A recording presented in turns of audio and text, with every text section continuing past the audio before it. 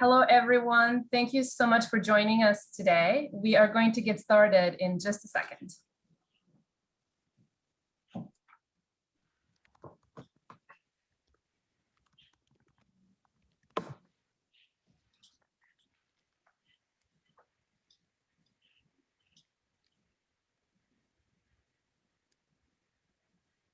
All right. My name is Maya, and I am BIG's program manager. I am very, very excited to be joined by Abby, Connor, Sim, Robert, and Matthew today. And I'm really looking forward to this amazing conversation. With that, I am passing on to Connor, who is going to co-host with me. Connor, go ahead and introduce yourself, and you can share the slides. Thank you all so much again for joining us. Perfect. Hello, everybody. Good morning, good afternoon from wherever everybody is dialing in today. My name is Connor Joyce, and I'm a behavioral researcher at Microsoft. I'm also one of the co-founders of the Applied Behavioral Science Association. And welcome. Today is the first session of our Behavioral Science Job Call series. So we're really, really glad to have everybody here today. And I think we have a great panel to kick things off. So today's session is hiring a behavioral scientist, as a reminder, and it is brought to you by the Applied Behavioral Science Certification Subcommittee. And if you haven't heard of the Applied Behavioral Science Association, we are a community who is working together to build an inclusive behavioral science group where people can share resources, ideas, and work together to enhance the field. And we specifically, the certification committee, are working towards thinking about how to create some sort of future certification for applied behavioral scientists. But we want to use this call as a platform to begin to solicit ideas from the community about what is a behavioral scientist, and hence the name of the series. And today we're going to start with that discussion, thinking about what is it like hiring a behavioral scientist. Today's session is co-sponsored by the Harvard Kennedy School, specifically the Behavioral Insights Group, Ideas 42, and the Behavioral Science and Policy Association. We also have a survey, which will be another means of collecting feedback towards that certification effort, which is the Behavioral Science Jobs Survey. We will post a link to that survey in the chat, and we'd love for you to fill it out. As to reiterate, we're trying to be as inclusive as possible with this effort. And so for that means we want to hear from as many people as possible. So thank you for joining us today, and thank you for filling out that survey. I'm gonna let the panelists introduce themselves, but here is a quick overview. We have Robert Reynolds, Matthew Darling, Abigail Dalton, and then the moderator is Sim Sitkin. And with that, I'm going to hand it over to Sim, who will be kicking off our conversation today. Thanks so much, Connor. It's really a pleasure to be here and to have such a wonderful panel to comment on the issues that we're going to be discussing today. And what I'd like to do in terms of framing this is we're going to start off with some basic background questions about the panelists. Then we'll move into some questions having to do with the role of applied behavioral scientists in their organizations and how one gets hired as a behavioral scientist. And we will open this up to questions at the end. But if you have any comments or questions as we move along, I would suggest that you put them in the chat, and we will try to bring them in as we're moving along or at the end. And I think, Maya, you're going to flag ones as we're moving along that seem particularly pertinent to whatever we're talking about at the time. So to start us off, what I'd like to do is to ask the three panelists to very briefly give us a little bit of context by describing the organization you're in and what your role in that organization is. So Abby, if you can kick it off, and then Robert, and then Matthew. Abby, I'll turn it over to you. Great, thank you, Sim. So I am Abby Dalton. My role is the operations officer for the World Bank's Mind, Behavior, and Development Unit, or MBED as we call ourselves. So I don't know how familiar everyone is with the World Bank, but it is a large international entity based in Washington, D.C., with offices and staff working all over the world with the goal of advancing equity and ending poverty. Within the World Bank, the Mind, Behavior, and Development Unit is the applied behavioral science team to the World Bank. So we are quite small. We're about 20 full-time people sitting in an organization of 16,000 globally. The team is fairly new in the last, I want to say, 5 years or so. My role within the team, so I am not an applied behavioral scientist. I am merely a fan who's been working in this field for a few years now. So I oversee project management, fundraising, communications. At any given point in time, we have about 50 projects where we are partnering with World Bank operations staff who are doing largely World Bank specific projects, whether that's lending, whether that's just implementation, to apply a behavioral science lens to the work of the organization as a whole. So this could be work on, disaster risk management and responsiveness in Haiti, on nutrition in Bangladesh and India, on aspirations and job search in Africa, you name it, we're involved in it. And so as part of that, I tend to oversee what our staffing needs are and get involved in navigating the hiring process within the context of the World Bank as well. Great. Thanks so much, Abby. Robert? Thanks for having me. Hi, I'm Robert Reynolds. I'm the founder and executive director of votetripling.org. I come here, I formerly worked a little bit with Abby when I was at the Kennedy School, and then with Matt when I was at Ideas 42. But as I mentioned today, I'm at votetripling.org. And so we are a nonprofit that designs and quickly mainstreams voter engagement innovations to help Democrats win. And so all of our organization's work is rooted in behavioral science. This last presidential election, our 30-person team's work focused singularly on friend-to-friend voter turnout programs because it's widely known that the best way to get people to vote is for them to be encouraged by their friends. So I'll tell you about one program we designed this last cycle, how quickly we mainstreamed it, and then what we're up to next. So our principal innovation this last cycle is a program called Polling Place Vote Tripling, where we discovered that if you stand outside of polling places on election day and ask people as they're exiting if they'll stop and remind their friends to vote, you can get an astonishing number of people to do so. And the reason is people are glowing right after they voted, and they're just so stoked. Civic engagement is the center of their identity for this one fleeting moment. And it's just very simple, and it works really, really well. And so this is a program we designed and RCT validated in the lead up to the election. But what we're most proud of is how quickly we mainstreamed it. The RCT came out in March of 2020, and the program was widely adopted by nearly 100 partner organizations by election day.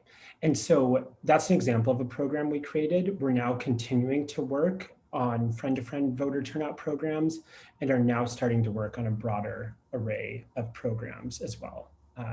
Last thing, our research team is led by a former vice president from Ideas 42, and we just hired a principal from the Behavioral Insights team and are really excited about the team we're building. Great, thanks, Robert. Matthew. Hi, everyone. Thanks for having me on. It's also great to hear from Abigail and Robert, who, as both mentioned, we've encountered before. I'm Matt Darling, I'm Vice President of Ideas 42. Ideas 42 is a nonprofit that uses behavioral science in a variety of projects trying to make the world a better place, working on poverty, working on domestic healthcare, working on international issues, trying to just basically go out there and improve millions of lives.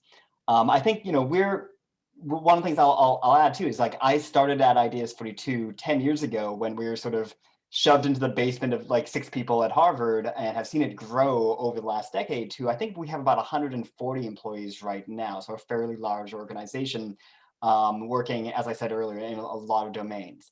I personally mostly work in our economic justice portfolio. So that's working on poverty issues within domestic United States context. I've done a lot of consulting work with the Department of Labor and also with the CDC. We do a lot of foundation supported work trying to figure out the the narratives of poverty and how we can change them. And a lot of work sort of in the classic nudge vein of saying, hey, here's a program, how can you make it slightly better or a lot better, hopefully, using behavioral science? Great, thanks, Matthew. Actually, the three of you kind of edged into some of what I was going to ask next, which is about how you came to a focus on the behavioral scientist role. Whether, I mean, for example, Abby, you said you're not an applied behavioral scientist. To what extent, how did you really get into this, both in terms of the role, your experience? We're here on a panel on hiring behavioral scientists. How did you get into the hiring part of it? And how much experience do you have with that? And also, if you can comment a little bit on how projects differ when they require behavioral scientists versus when they don't require behavioral scientists. Now, I'm framing this as a very broad, multi-part kind of question because I don't think each of you need to answer each of those parts, but pick up from the things I just raised, again, to provide a little context for those who are with us today about how you're coming to the question we're addressing today of the role of behavioral scientists and how the hiring process works. So I started with Abby last time. Why don't I start with Matthew this time, and then we'll go to Robert, and then we'll go to Abby. Sure, thanks. It's funny when you ask, how did you get into it? And I'll say, for me, on the sort of biographical level, like I was really into, behavioral science, behavioral economics, whatever you want to call it, as an undergrad in college, and graduated with like a self-designed major in that, and in 2005. And there were no jobs in it in 2005. It wasn't a thing that you can maybe get hired as a psychologist or an economist research assistant, but like, you had to kind of get it just right. I had a lot of psychologists say I was too much of an economist, and a lot of economists say I was too much of a psychologist. And so one thing is, I kind of retreated into consulting in grad school for a few years, and then Ideas 42 started to exist in the meantime. So I like to think that the field caught up to where I was. Ideas 42, and I don't know how different this is from the other panels say, but like, because we're an organization that specializes in behavioral scientists, we're probably a little bit different than some of the other folks that do hire behavioral scientists. Both because by definition, like basically everyone we hire at some level is going to be interested in behavioral science. Even if you're not on a project team, you chose to be here for some reason. If you are on our project teams, which 80 to 90% of our folks are, like you're going to be going out there and doing applied behavioral science work. That said, like I think there's that because we're so many of us are defaulted into that. There's obviously a mix of folks. So we have people who come in, with PhDs in social psychology and just a wealth of knowledge and information about that. And we also have people who come in and have, don't have too much in sort of like technical training, but like, they've read Nudge, they've read Thinking Fast and Slow, and they've developed a passion for it. And then I think the most people who join Ideas 42 are sort of in between that. Maybe you're someone who majors in psychology or economics. I think a lot of folks came in and have done some sort of behavioral project on their own. That could be, if you're a college student, a senior thesis, same thing if you're in grad school doing like a major project of that, but something where you go and say, hey, I'm really interested in this and I've actually found ways of applying it. And that doesn't need to be, within academia, like I said, but it could be, a lot of folks are saying, hey, here's something that, I solved this problem at my organization, and this is how I understood it. And this is how, thinking about human behavior in a consistent and methodic way, I was able to let me solve that problem. So I'll pause there and turn over to the other panelists. Okay, great, thanks. Robert? I guess there's a short answer and a long answer, but the short Let's answer. go for the short one. Yeah, the short answer is because behavioral science works.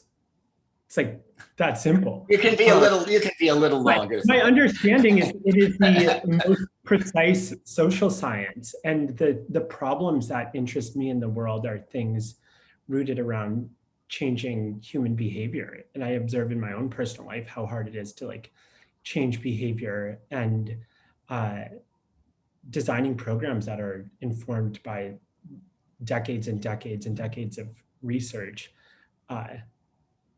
it would just seem like malpractice to not do that. And so like my work in political campaigns are basically like an effort in mass human mobilization. And so I think it would be harder to say why we wouldn't do this rather than why we do it. That's my answer. Okay, I want to come back maybe a little later about what was it that that it's not so much why did you do it, but what did you encounter obstacles for which this was the solution? Because I know, like for me, I was a public sector executive.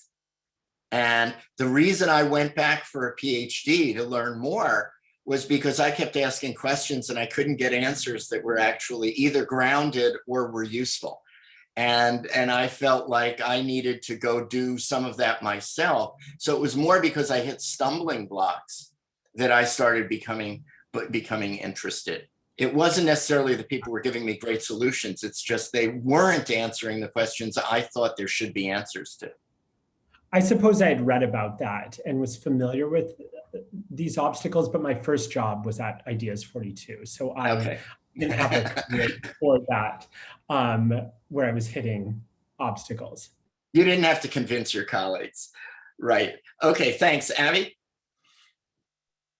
Sure. So I'll try to follow the assignment. So on my sort of personal entry points into behavioral science, I very much fell into this. As I said, I have no background in this, and I had briefly worked in publishing right when I graduated from college. And actually one of the books that I worked on at the time was the paperback edition of Nudge. So I was sort of peripherally aware of this field. I did a lot on personal finance topics just because of my own personal annoyance at the stereotype of English and history majors as being bad at money. So I knew about the behavioral science world around personal finance, but ended up being hired into what was then a new role at the Center for Public Leadership at Harvard, running the behavioral insights group, which Maya now runs, by Max Baserman, who was really looking for someone who could understand why behavioral science was valuable and could help organize at the time a small group of faculty to sort of make something out of this general interest in the student interest over time. And Robert was actually one of our first students who would constantly come to me and say, you know, you should really do this or that. And so he gets a lot of credit for how that evolved. And then I would say my niche is, I work with a lot of behavioral scientists who sometimes need help corralling their ideas in order to effectively run a program of many different projects. So at the bank, as I said, we have at any given point in time, 20 staff working on 50 different behavioral science projects. This requires knowing the ins and outs of the bank, how we work with operational teams, how we navigate bank funding. And so I'm doing a lot of that project management piece while also identifying what are our gaps. Do we need someone who's a behavioral scientist with a specialization in health and nutrition? Do we need people who speak French or Arabic in order to work in some of these countries? And so in terms of hiring, I would say behavioral science is relatively new to the bank. I'll say bank projects have been incorporating behavior change for much longer than our team has been around. And in 2015, there was a World Development Report, which is a flagship report on mind, society, and behavior, which really, canonized the idea that behavior change matters for effective development policy. And that's where MBED came out of. How do we operationalize the findings of the WDR?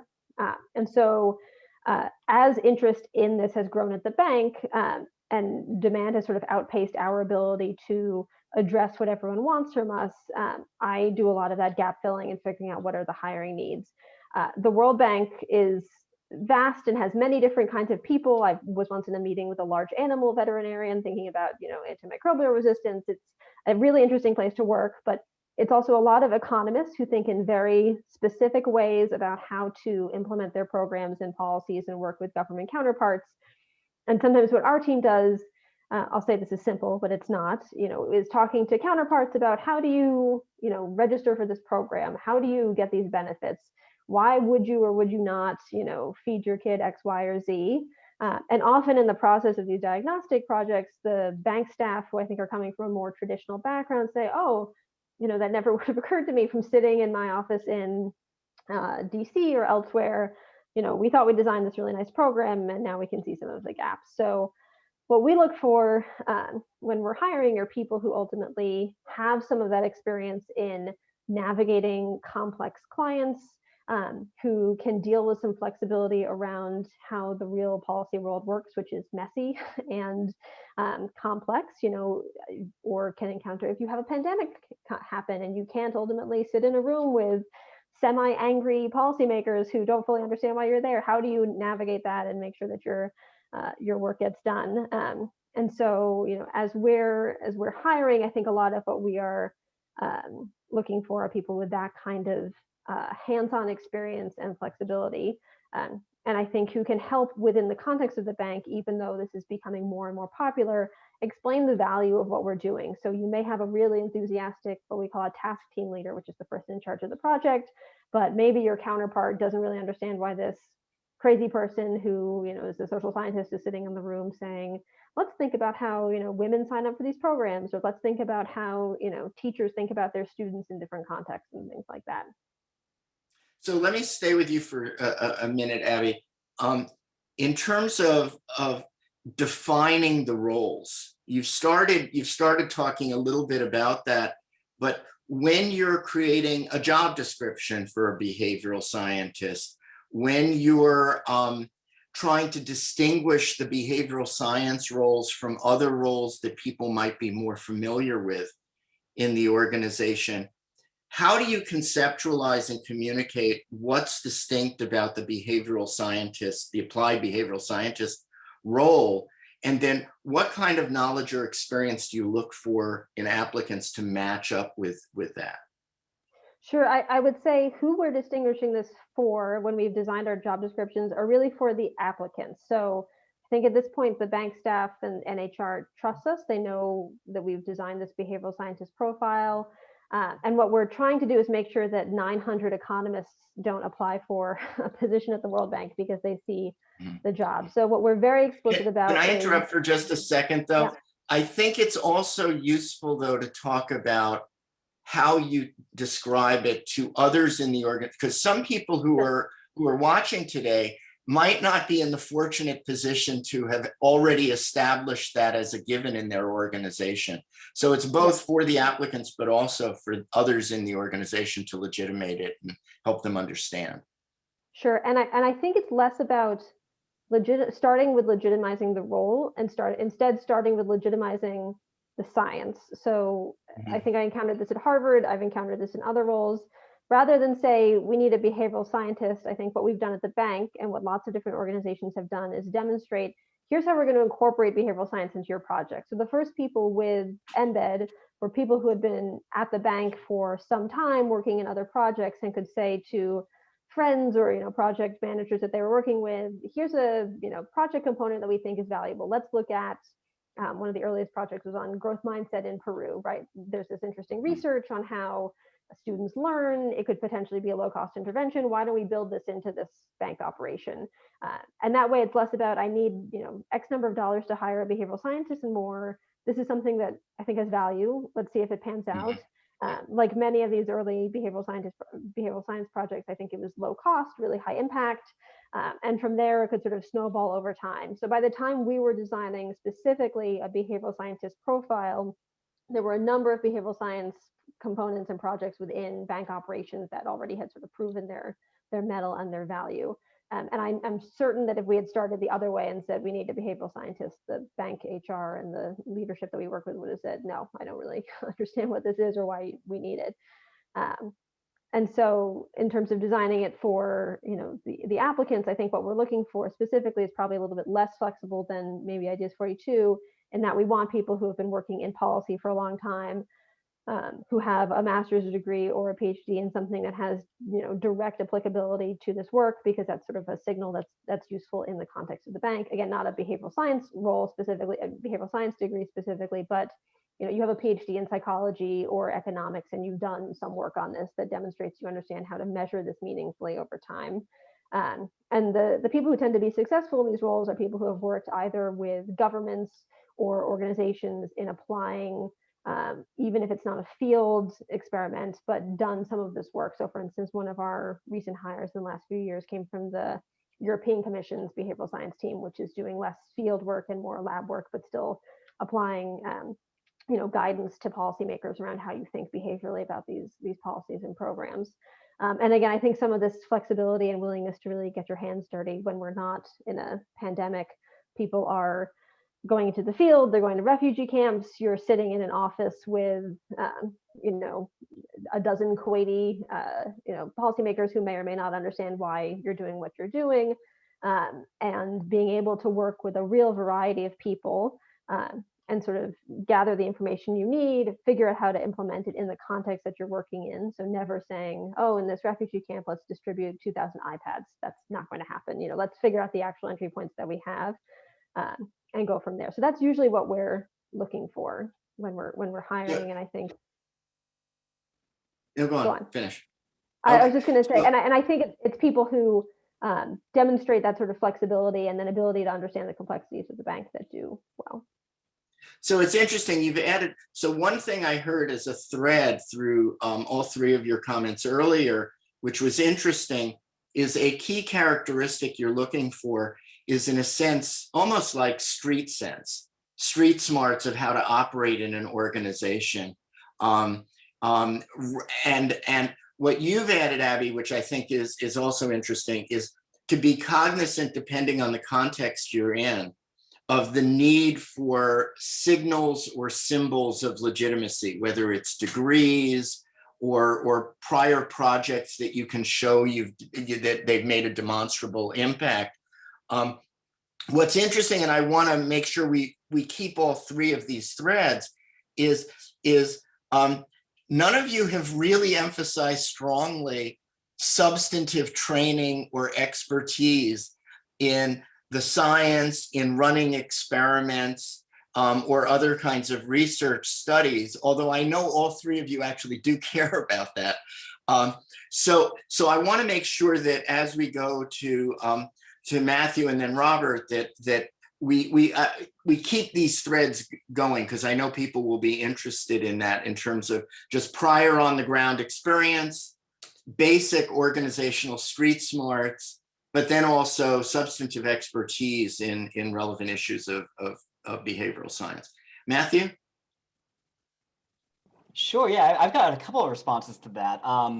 So I'll say, first of all, like I know for us at Ideas for Two, like the difference between the sort of behavioral science and the applied behavioral science is a real difference, right? And I think one of the things, and this is of course what ABS is trying to do, is like you don't necessarily have right now the ability to get trained in that or to credential that you've been trained in that, because you can go and say, hey, I've got a PhD, I've done all this research and stuff like that, and that's fantastic, and we can definitely use that. But at the same time, as Abby was mentioning, you spend a lot of time on day-to-day project management. You spend a lot of time being like, here's this new situation that I don't have subject matter expertise, and I need to build up so I can actually find where the sort of interesting behavioral stuff is. The other thing I'll mention here is, there's the classic sort of Pareto principle of, 20% of the stuff does 80% of the work. And I think that's very much true of, behavioral science as much as anything else. That, if I'm doing a project, a lot of times I can be like, okay, are people going to forget something? Are they going to procrastinate on something? Is there a descriptive social norms? And, if I ask myself those questions, which I think, you can get to with, not too much work, you get a lot of the way there. Now, that doesn't mean, some of my favorite projects, some of the things I feel I've had the most impact is when I'm actually digging pretty deep and finding, some random paper that Amos Tversky wrote in 1975 that actually ends up being the key to solving a particular problem. Mhm. That does definitely happen too, but it's something that you have, it's 20% of the projects, not 80% of the projects. So I think that's sort of part of it. But we do a lot of training on the sort of applied how to do behavioral science internally. And again, because we're big enough and we have people with a lot of that sort of on the ground experience, like we can do a lot of that training as you come in to Ideas for Two, which I think, if you're a smaller organization, or if you're an organization that's doing a lot of other things and also doing some behavioral science, not on the side, but as not as the sort of main thing you're doing, you can pick up on that. But the last thing I'll respond to Sim, you talk about like doing experiments and everything like that, and we do lots of experiments on that. The nice thing about doing experiments is to some extent like it's easier statistically than doing other types of hypothesis testing, right? It's very easy for me to teach someone how to do an RCT and run a t-test on a well-defined outcome variable, as opposed to something where like, okay, we're trying to test this really particular hypothesis. We have to control for all these things. We need to find some sort of quasi-exogenous shock out there in the literature, versus the RCT where you go and make it up yourself. Obviously, you need to know how to do power analyses. You need to do experiment design, and we have resources and we have people to train you on those things. Great, thanks. Robert?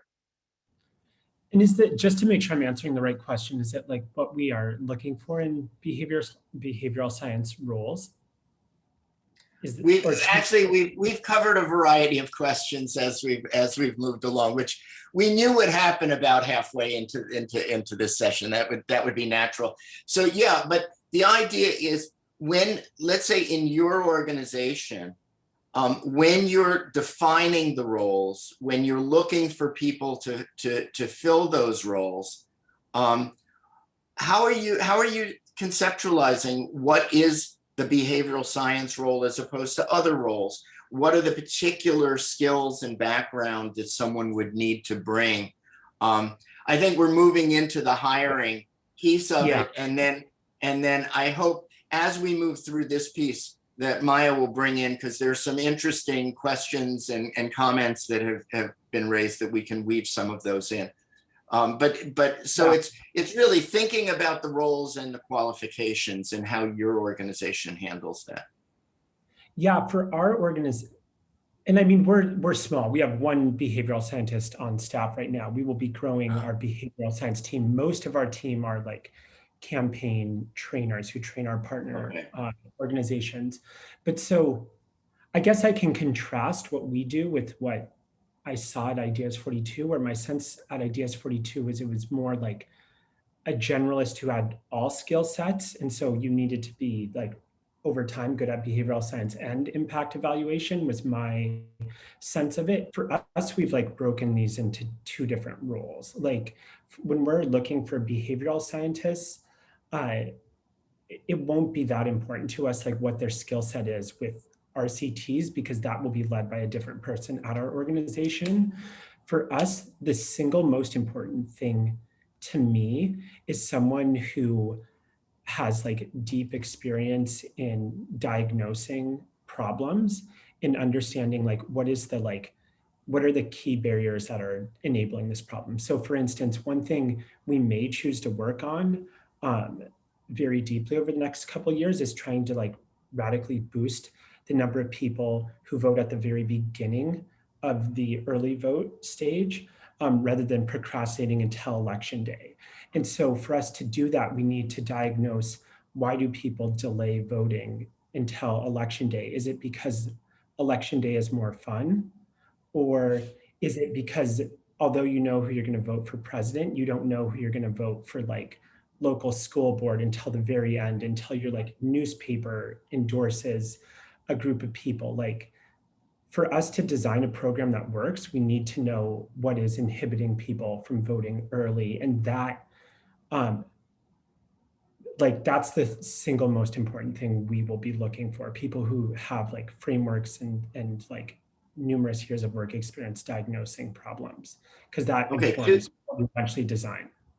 Two follow-ups to that. One is to link it to something Matthew said of, the example you just raised of trying to diagnose how to ask the question right is different than running a simple t-test.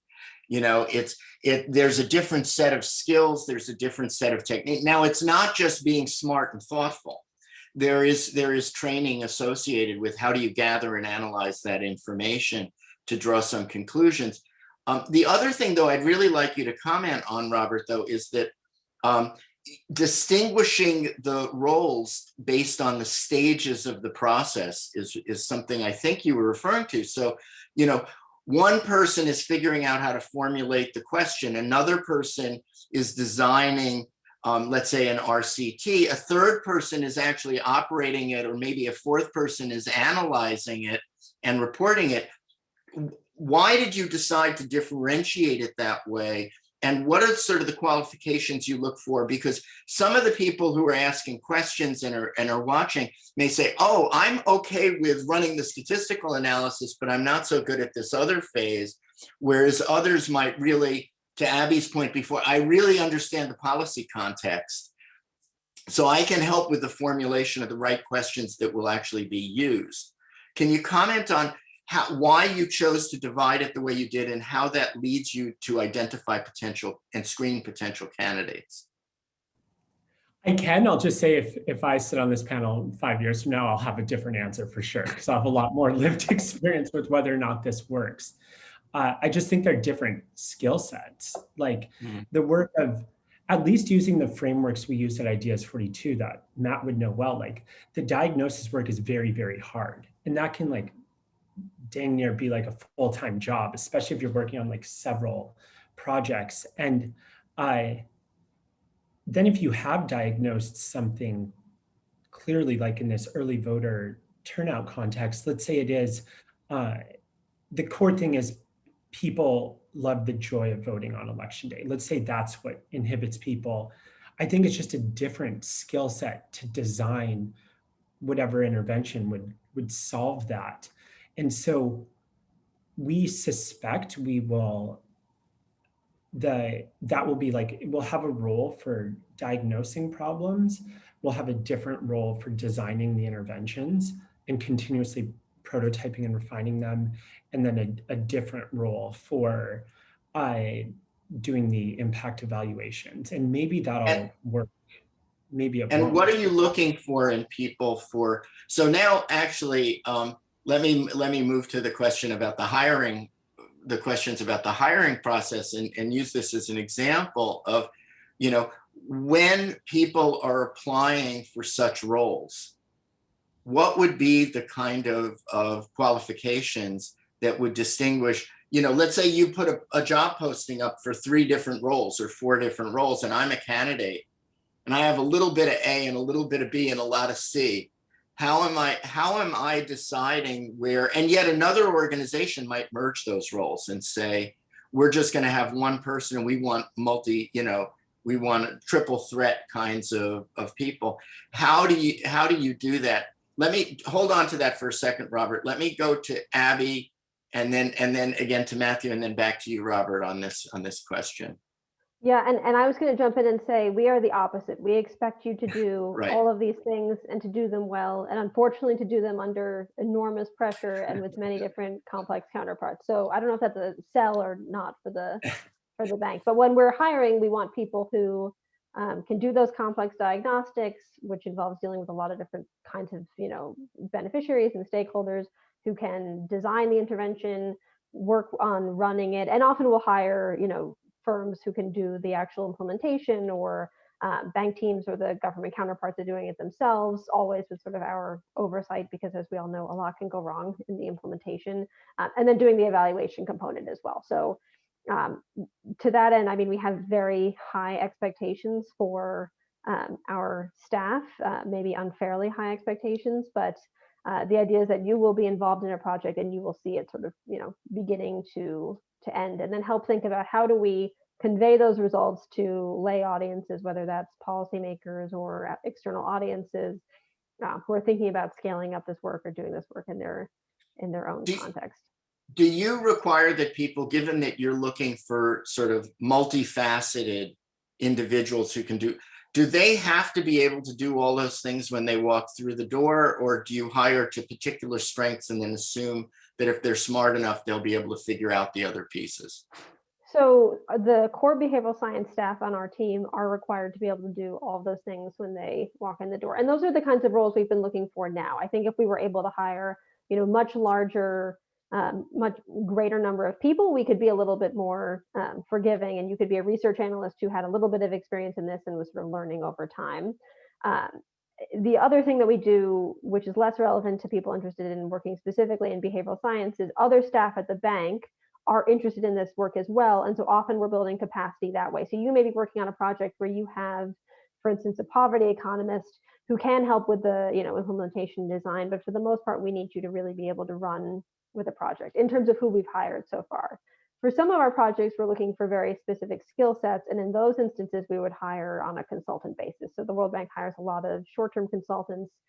So we may need, a behavioral science and communications expert based in the Middle East who really understands the context there. And then we would hire someone specifically to that role. Or we may need, a nutrition expert who can help us with the design of a specific project. Because if you're a jack of all trade kind of person, you're not going to be able to know everything about everything. So we've definitely hired senior experts who can help us think through, issues around psychology and social cohesion, or folks who are experts in certain, fragile and conflict settings. So I think our team knows a lot and they do a lot, but they can recognize when they've hit their limit and we need to sort of, hire outside help or expertise or consult with folks to fill in those gaps. Great. Thank you. Matthew, you want to comment on this?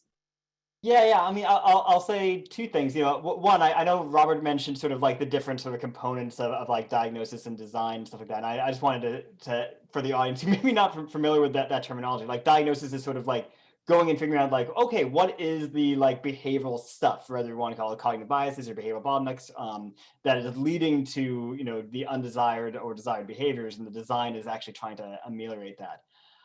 In terms of like sort of the spread, I think we're much more on the side of Abigail is, where the ideas for you to role is generically like we're mostly hiring people and saying, okay, we're looking for you to be able to do everything, right? We're looking to do behavioral science, project management, external partner relations, subject matter expertise. That said, I don't think anyone can actually do all of those things, right? And so everyone eventually develops sort of specializations. Where you're like, oh, I'm, really good at this. And so I will try to partner with people on my team who are really good at filling in the gaps that I have. The other thing is, as we've gotten bigger, we've had more capacity to do specialization roles. So I think, the biggest change in the last couple of years was actually like hiring a director of evaluations who just says, hey, I'm going to be looking at every RCT and making sure it's done, in this systematic way, making sure that it's done in a consistent way, and tracking these across every single project. So we're actually kind of getting a big picture look of our overall effect.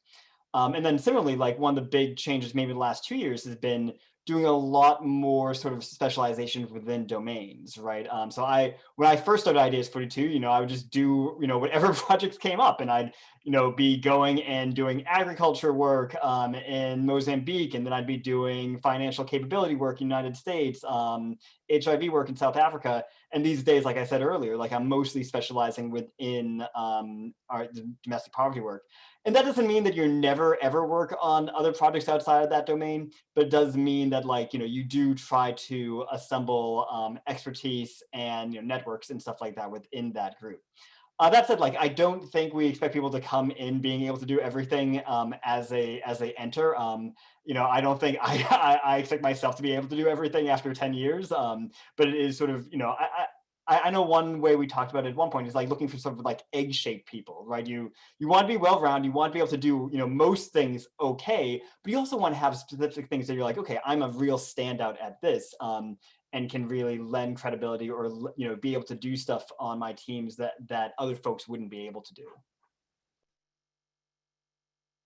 Thanks. Robert? I'm sorry to do what I did before, but I'm trying to listen to Abby and Matt and learn from them. And along the way, I'm forgetting what the question is. So we were talking about, in a sense, how do you, well, you've actually already answered it, because they were almost saying, in contrast to what Robert said, we don't do it that way. And so I think that's useful for people to hear, because what we're hearing is there are sort of generalist approaches, and then there are specialist approaches. And, and you can specialize based on a policy area, let's say, or even a part of the world. You could specialize in terms of a stage of the process, in terms of diagnosis or research design or analysis, or, so there are different angles. What I'd like to do actually, and Robert, have you start us off here, is to switch a little bit to have each of you give advice.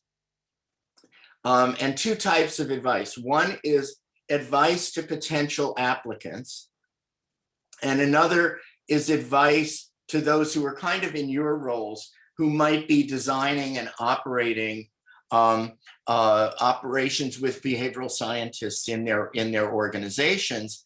And in particular, what I think would be useful, you don't have to stick to this, but a useful way of framing it is, what have you seen that you would particularly advise that people not do?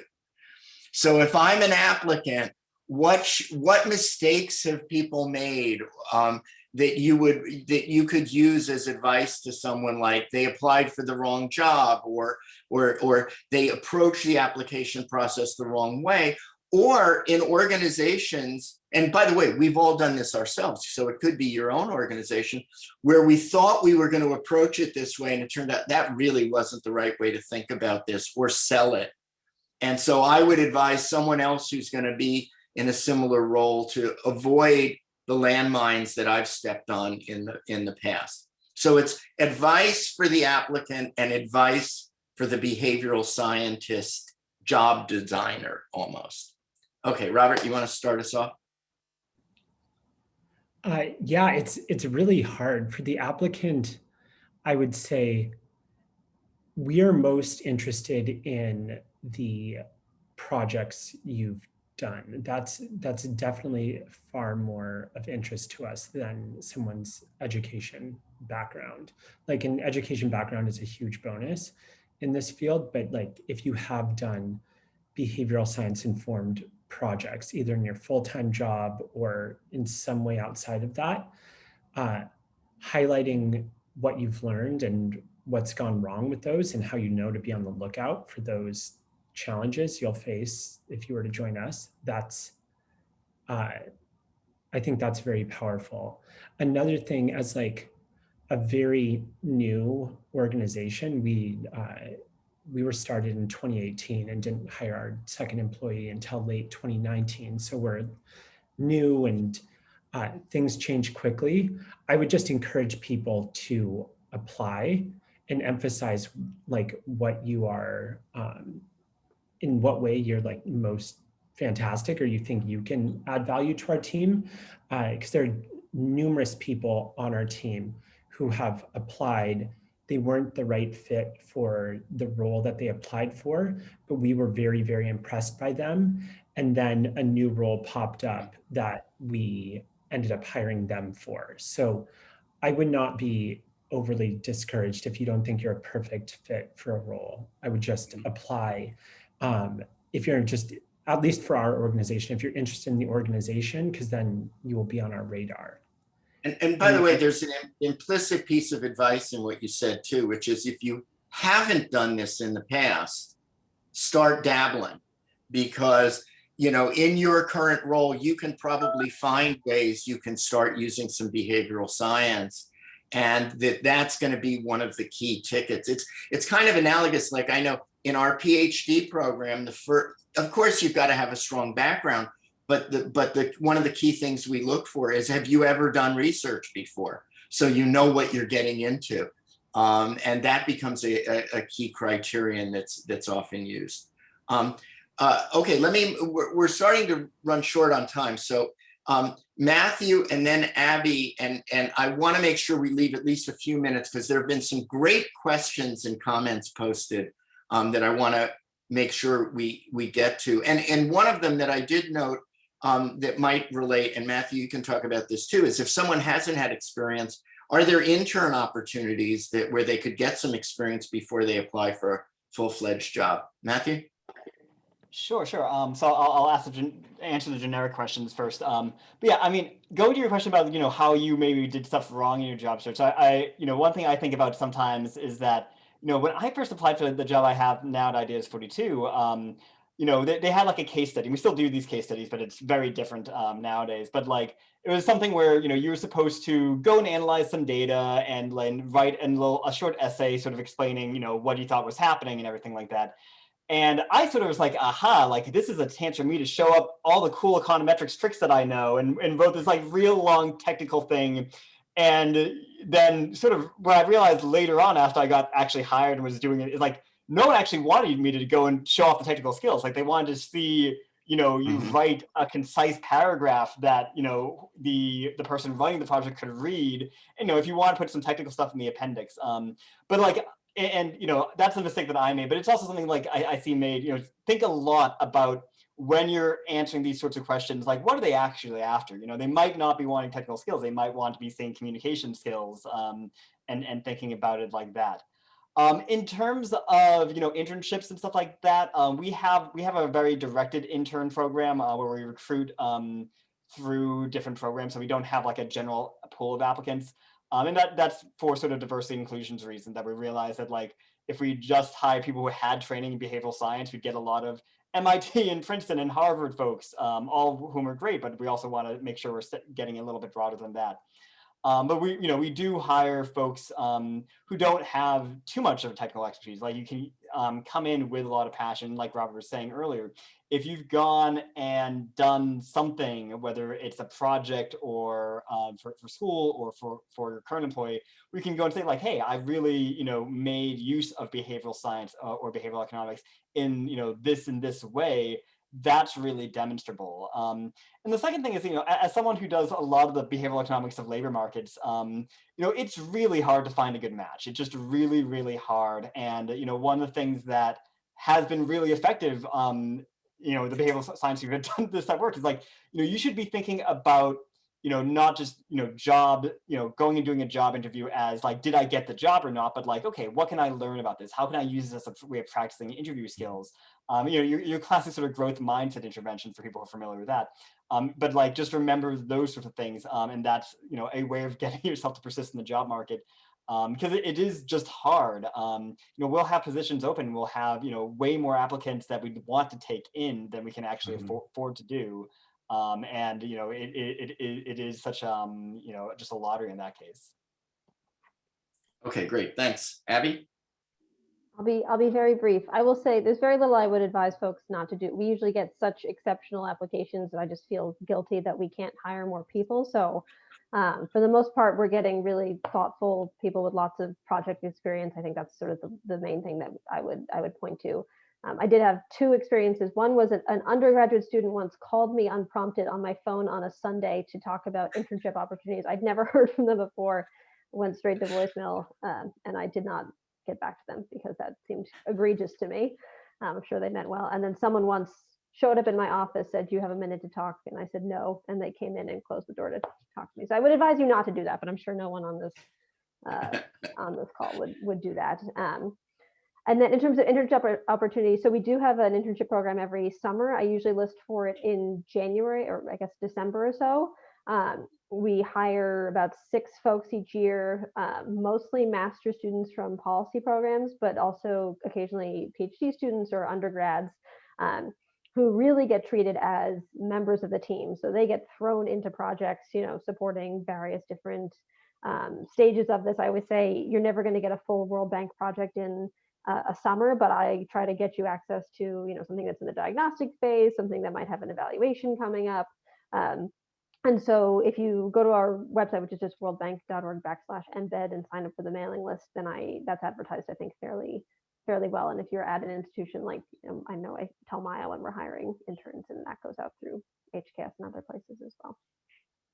Okay, then I want super quick answer from each of you on this last question, and then I'm going to ask Maya if we can get some more in. Are you hiring right now? And if so, what should people do to get into the queue and to apply? Abby, do you want to start us off?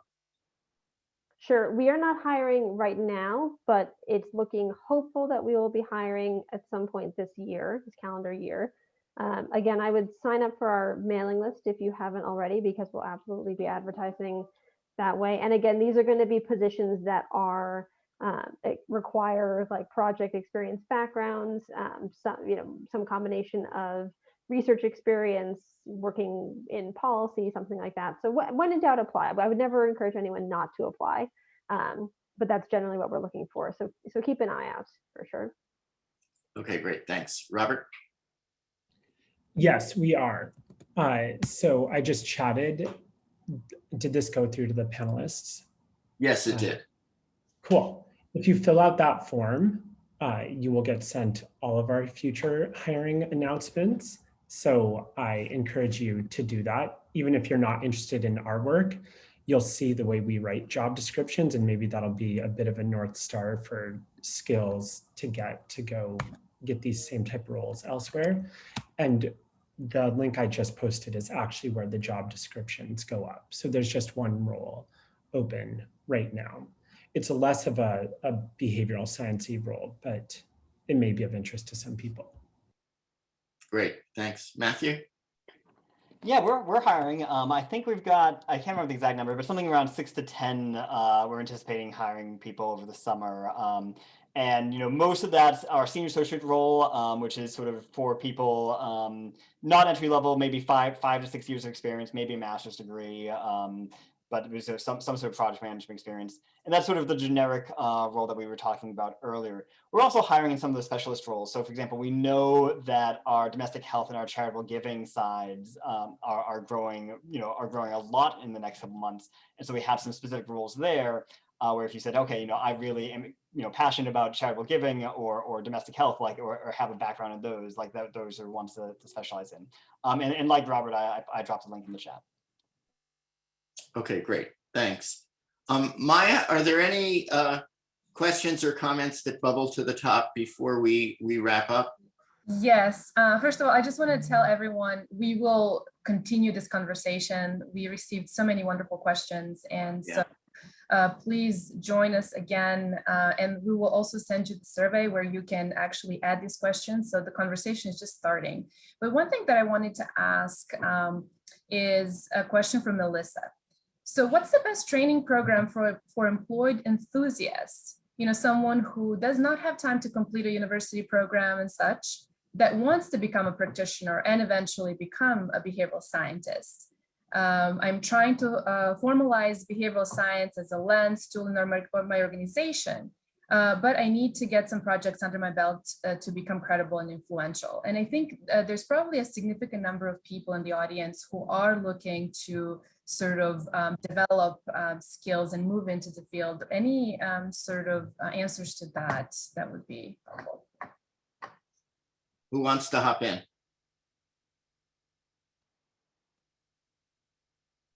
I kind of want to hear Connor answer that. I know he's not a panelist, but I know he's probably thought about that the most. Connor, you want to hop in? Yes, the question was, for a working professional, what are the best training programs that aren't full educational programs, right? Right, yeah. I think, it's something that we've talked about a lot. And it's something that I think we've heard a good amount from. I believe that what comes to mind is first, there's obviously a lot of great books. And I think that books are an initial great source for it. There are good Coursera courses and like massive online open courses that you can kind of do at your own pace. I myself have found those very useful and it kind of will point you towards some specific reading too from a variety of books. But honestly, yeah, I'd have to put more thought to say what the best are beyond that. But it is something that I know APSA is working on is aggregating that. Okay, Robert, you want to hop in? Oh, wait. I'll Robert mention just Ideas said 42 here. does have an academy and I linked that. Yes, right. There is a program there. Robert, you were going to do a quick one, and then I think we're out of time. So I thought a lot about this back in the day when I was just starting, and I think my answer is just doing little experiments in your own day-to-day life. And so I'll share in the link right now 2 articles I wrote in 2016 before I got to Ideas 42 around little lessons I was learning from experiments, where I thought just little experiments you ran in your own day-to-day life trying to nudge people that you interacted with, I thought that was a lot higher ROI for my learning than like reading behavioral science studies or like reading the 15th behavioral science book. So I'll share these articles. I don't know if I agree with my opinions in them anymore, but I at least agreed with them enough back in the day to post them. But those are insights I had around starting to learn how to do behavioral science. So let me, in just wrapping up my component of this is first of all to thank Abby, Robert, and Matthew, the three of you, for providing such wonderful information for people, and for joining us, and Connor and Maya for hosting this for us. And let me just make one quick observation, that there are a number of organizations now. ABSA is one, Behavioral Science and Policy Association is another, but there are a number of them around the world. And Matthew just mentioned that Ideas 42 is offering training. There are others that are looking at credentialing and what are appropriate requirements for hanging a shingle up and saying I'm in this role or that role and I'm qualified. So as Robert said, if we come back in 5 years, he'll have different answers to the questions based on his experience. I think the answer to the general question of what qualifications do you need and what are the expectations is going to evolve over time, including what is it that gives you the credentials, not just degrees, but what experience, what knowledge, what skill sets do you need to have? So you could have had a lot of experience, but when someone's interviewing you and they say, well, do you know how to do this? Do you know how to do that? And your answer is, no, I don't know how to. Well, the experience may not be as relevant to the job as you thought it was. Similarly, if you don't have the substantive knowledge of what the behavioral science that's already been done says, you're at a disadvantage. But all of those things you can get through a variety of mechanisms, but expect that this is a relatively new and a rapidly evolving area. And 6 months, 12 months, 2 years from now, it's going to look quite different. But I think we've gotten some tremendous insights from the panelists today on where we are as of today. So I want to thank all of you who have attended, and for the panelists for joining us. And let me turn it over back to Maya and Connor. Thank you so much, Sim, and thank you for the panel and to all participants today. So the recording will be available on our Twitter page, and handle is Harvard BIG. And with that, we will see you again. I think, Honor, is it August when we have our next call? August 6th is our next call, and we'll be sending out more details. Wonderful. Well, thank you all so much, and have a wonderful weekend. Thank you, everybody. Thank you. Thanks. Thank you.